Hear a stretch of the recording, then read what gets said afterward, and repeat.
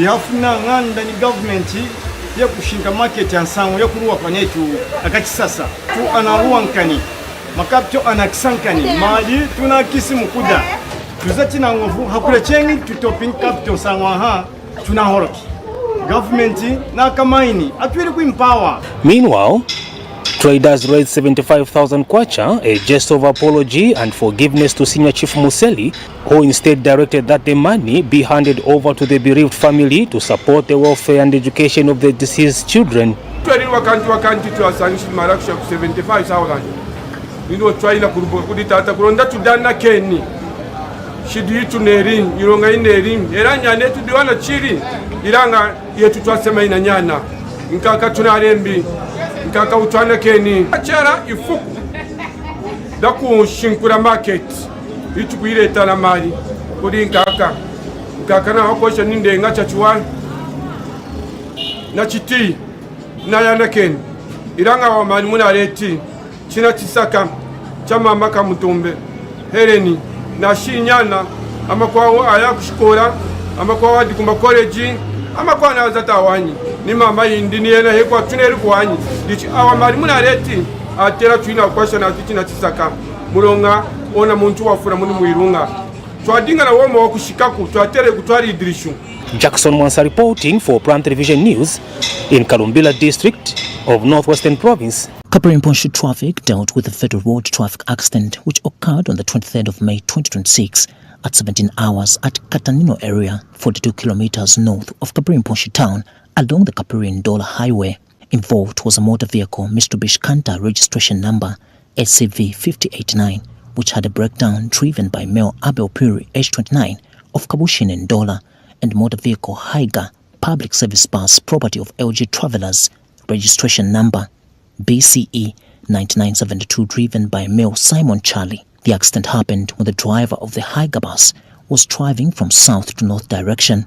In the process, due to excessive speed, went and hit on the rear part of the Mitsubishi Canter which had a breakdown and was parked on the left side completely off the road facing north. Due to the impact, 2 male adult helpers, names and address not known, who were repairing the Mitsubishi Canter, died on the spot after sustaining fatal body injuries, and their bodies have been deposited to Kaprimponshu District Hospital mortuary awaiting postmortem and burial, and the driver of the same vehicle escaped unhurt. While in the Haiga public service bus, 52 people escaped unhurt, while 2 other passengers, namely Richard Waba, age 31, of Chimumu area in Kitwe, sustained general body pains, and female Ruth Mapulanga, age 39, of Zambezi, sustained general body pains and were taken to Kafulafuta Clinic.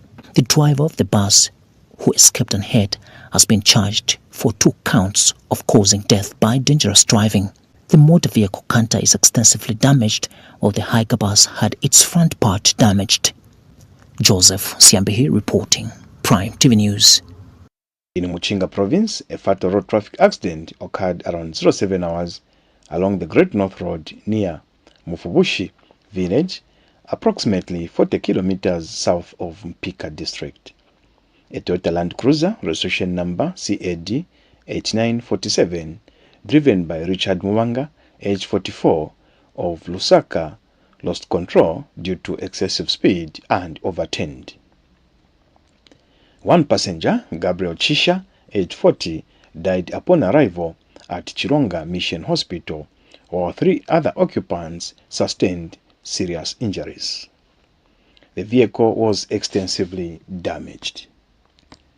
In Southern Province, a fatal road traffic accident occurred around 18 hours along the Laka Mamba Road in Kalyangwe area of Mamba.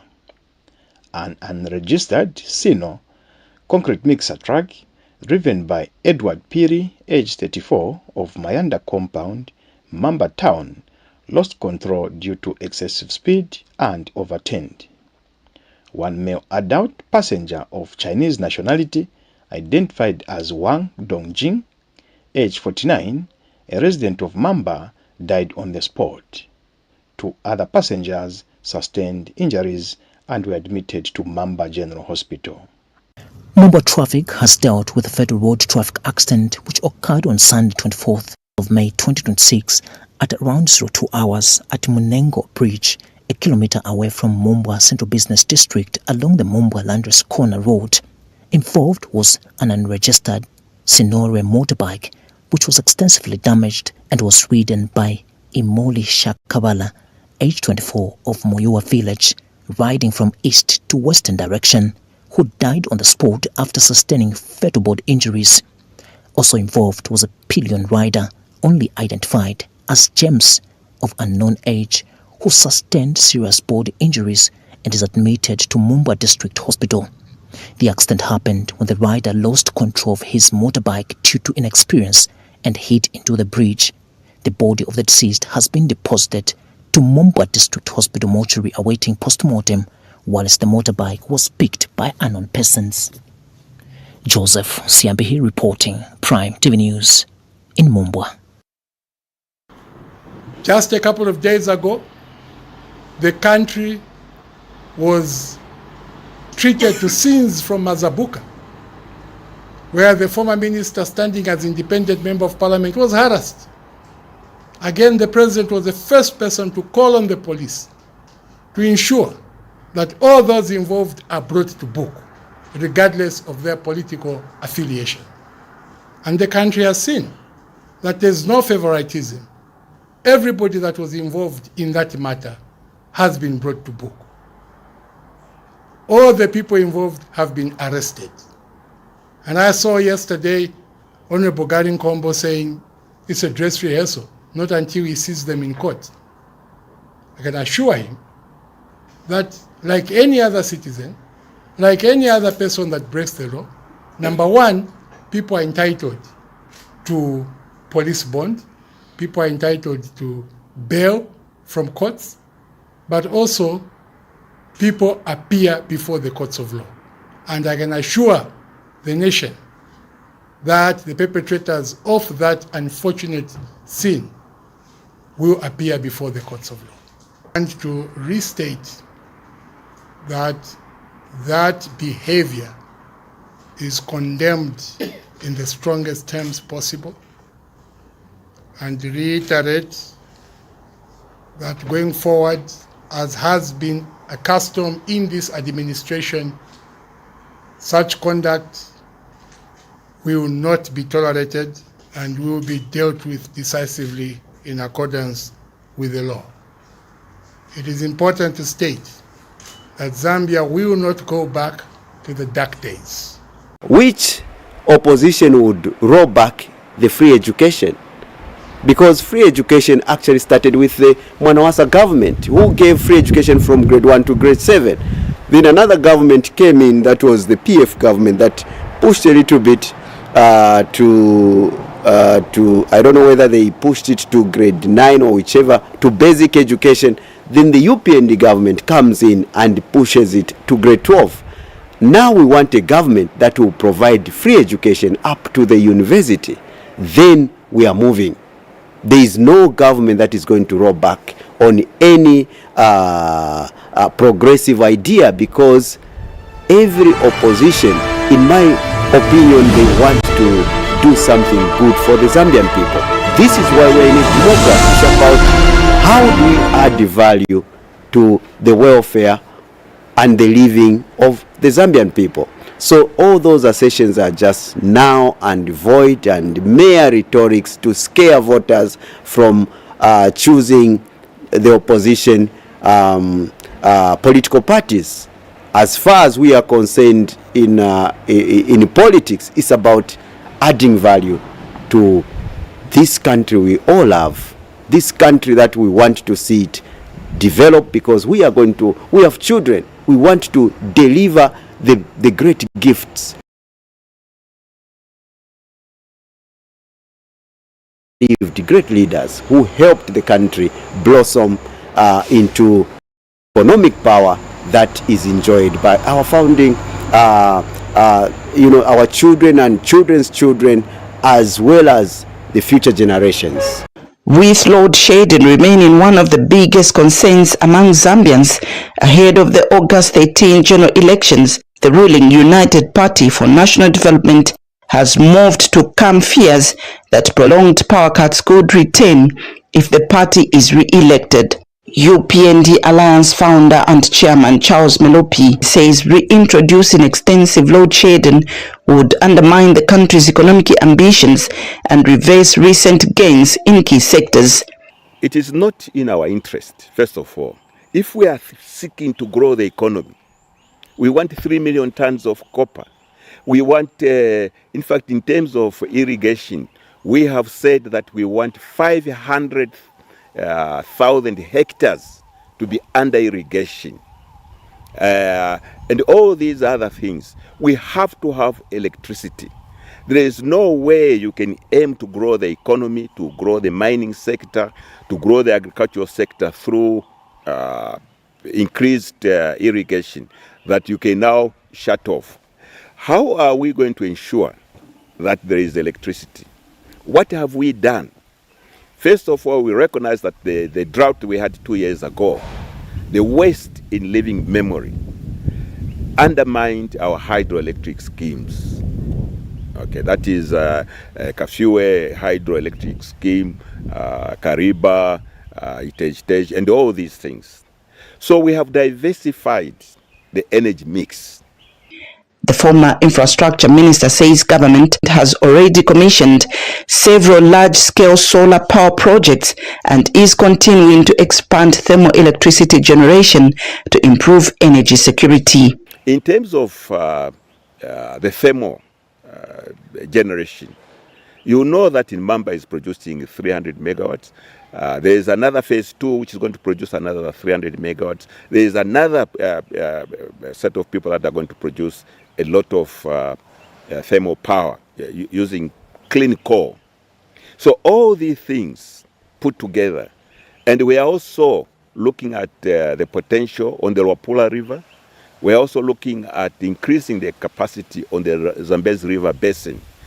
He further says the UPND administration is focused on delivering tangible development projects, which he says distinguish the government from previous administration. We cannot go to the Zambian people when we want to improve this economy, want to improve their livelihood by telling lies. The factories we are opening now were not like previous governments which during the elections, how many times has Mulungushi Texas been opened? They go there and there is an opening ceremony. As soon as the election is over, nothing happens. We have reopened Mulungushi Texas. We have opened Kalengwa. We have opened the 28 shaft in Luansha. These are ongoing projects. Favorite Chisi, Prime TV News, Lusaka. NGOCC now awaits the official list of validly nominated candidates from the Electoral Commission of Zambia to assess the extent to which female representation has been reflected among adopted candidates.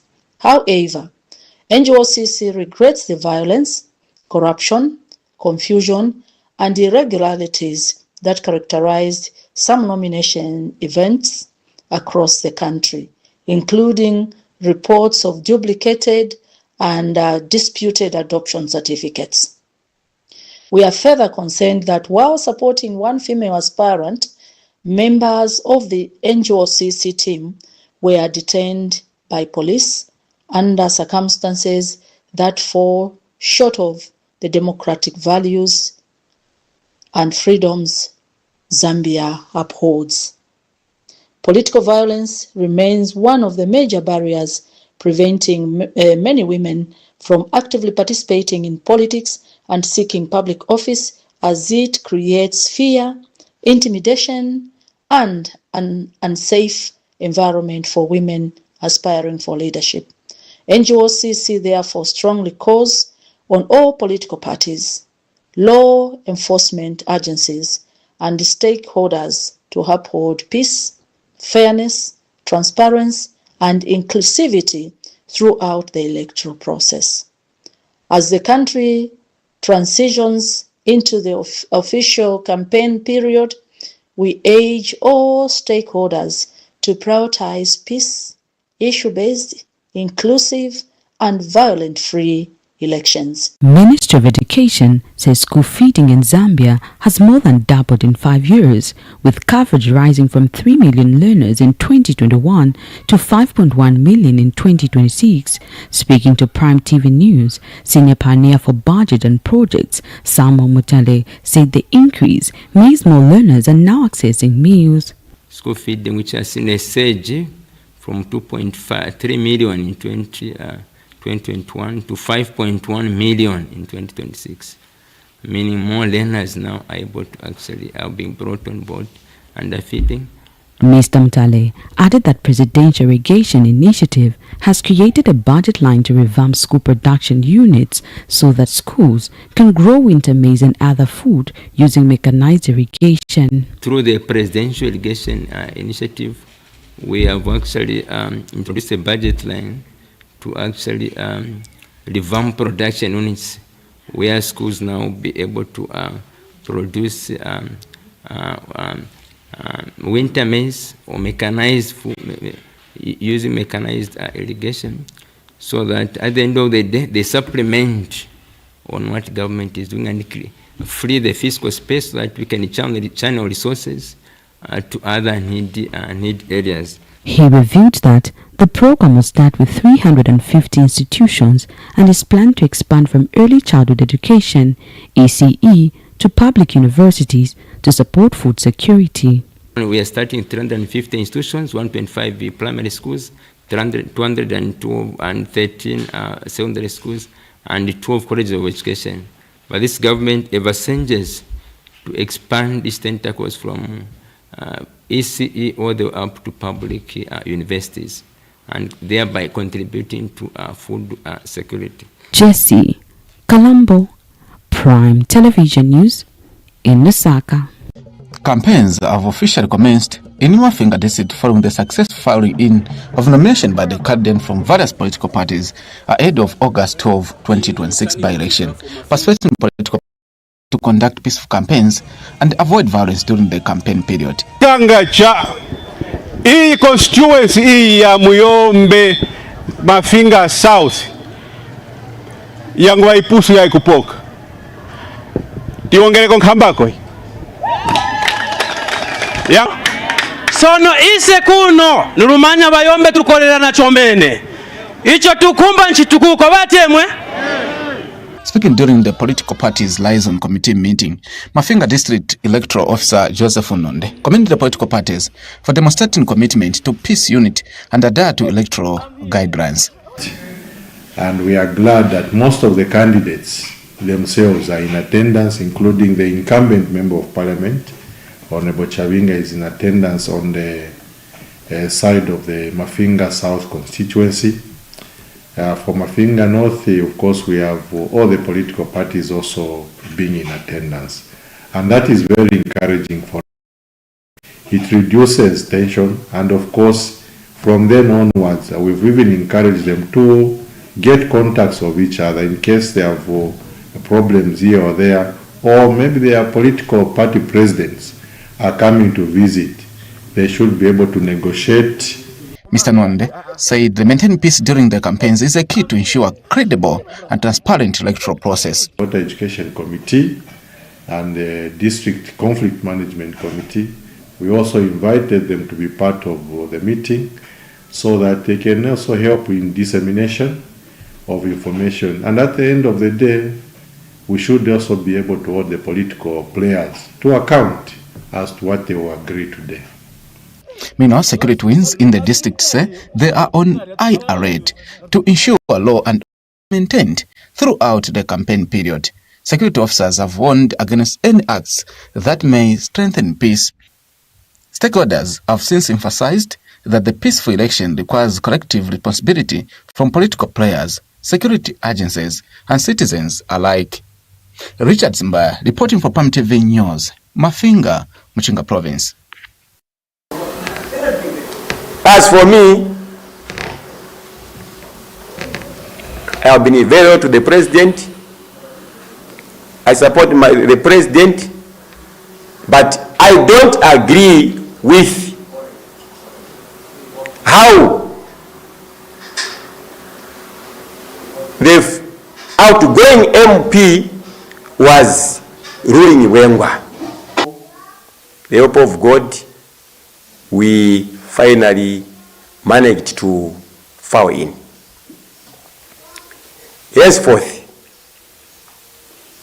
I think this message should serve as a reminder to those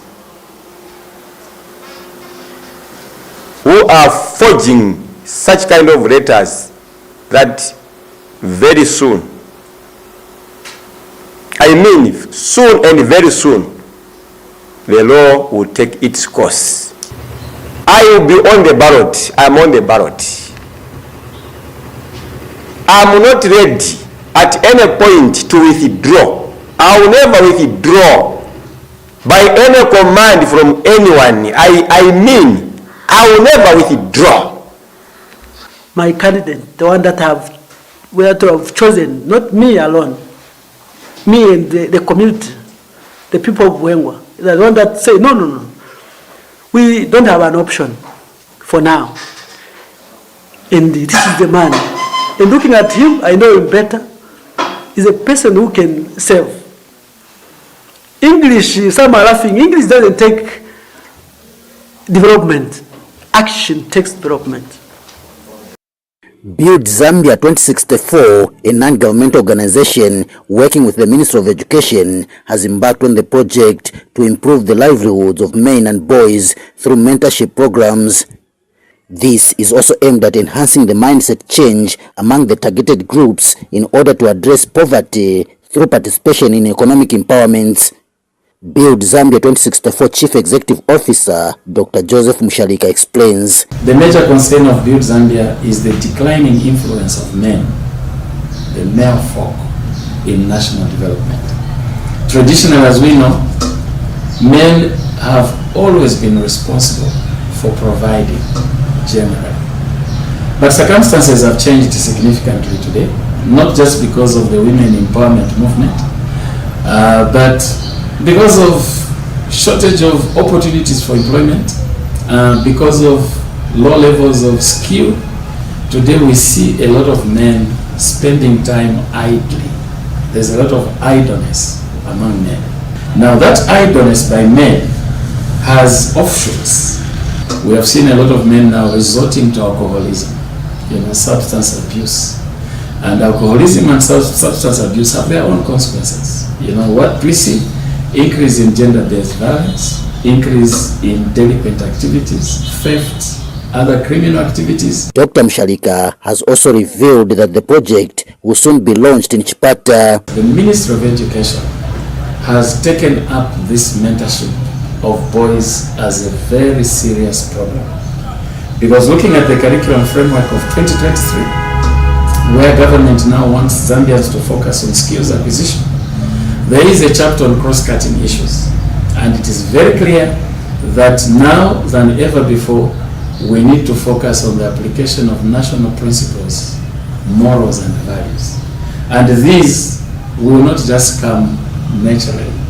We will have to be intentional and deliberate in making it work. Eastern Province Education Officer Dwayne Malambo is happy that all school-going boys and male teachers are targeted in this project. Men and boys who are going to be brought together with one sole aim of changing minds for the men and boys, so that we become more responsible. Without the inputs of men, I think building Zambia would be very difficult.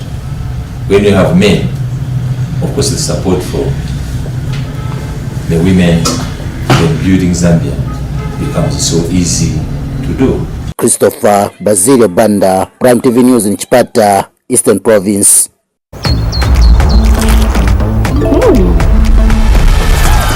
Some kids are just a step ahead. The winning difference? A spoonful of Blue Band. The only one with the right levels of omega-3 and 6.